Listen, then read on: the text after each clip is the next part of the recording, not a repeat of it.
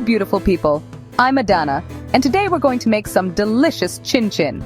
Chin-chin are crunchy, sweet mini cookies that are perfect for snacking. They're a beloved treat in Nigeria and across West Africa. The best part? They're surprisingly easy to make.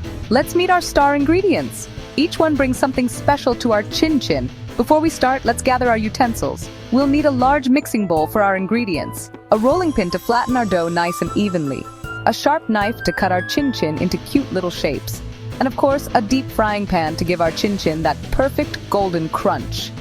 This pan is the secret to getting that irresistible texture we all love. Now that we're all set, let's start mixing.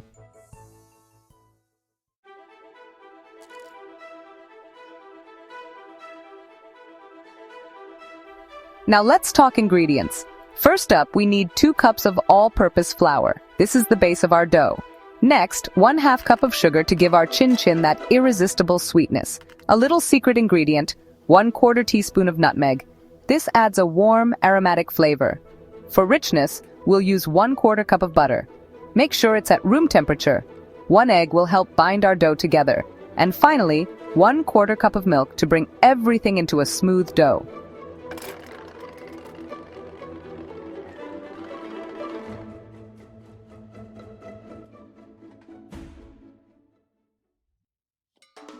Let's start by mixing our dry ingredients in the bowl. In goes the flour. Now the sugar. Can you imagine how sweet and crunchy these will be? And a sprinkle of nutmeg. Just a little goes a long way. Time for our wet ingredients. First, let's crack our egg into the bowl. Pour in the milk. See how it starts to come together? Now add the softened butter. This will make our chin-chin extra rich and delicious. Oh yeah. Let's get our hands dirty. We're going to mix everything until we have a smooth dough. Keep kneading until the dough isn't sticky anymore. Feel how smooth it's becoming. Now let's roll out our dough. We want it nice and thin, about 1/4 inch thick. Time to cut our chin-chin. You can make small squares, diamonds, or any shape you like. Look at all these cute little pieces. They're just waiting to become crunchy golden treats. Now for the exciting part, frying. Heat up some oil in the pan. It should be hot, but not smoking. Carefully add our chin-chin pieces to the hot oil. Don't overcrowd the pan. Watch them sizzle and turn golden brown. And can you smell that amazing aroma? In your cheeks. Keep stirring gently so they fry evenly on all sides. When they're golden brown, scoop them out and let them drain on some paper towels. Look at how beautiful and crispy they've become. And now, the moment we've been waiting for.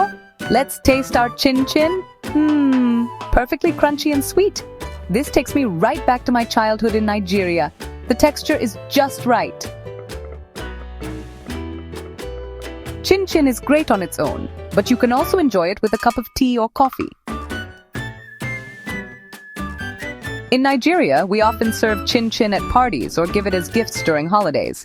It's a versatile snack. You can make it sweeter or add spices like cinnamon for variety. The best part? Chin-chin can be stored for weeks in an airtight container if it lasts that long. Just make sure to seal it properly to keep it fresh and crunchy.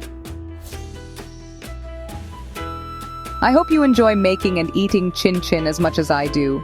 It's a little piece of Nigeria you can share with your loved ones. Remember, cooking is about joy and sharing. Don't be afraid to put your own twist on the recipe. Thank you for joining me in the kitchen today. It's been a pleasure sharing this recipe with you. For more delicious recipes from around the world, visit Jeuhn.com. Until next time, stay beautiful and keep cooking with love.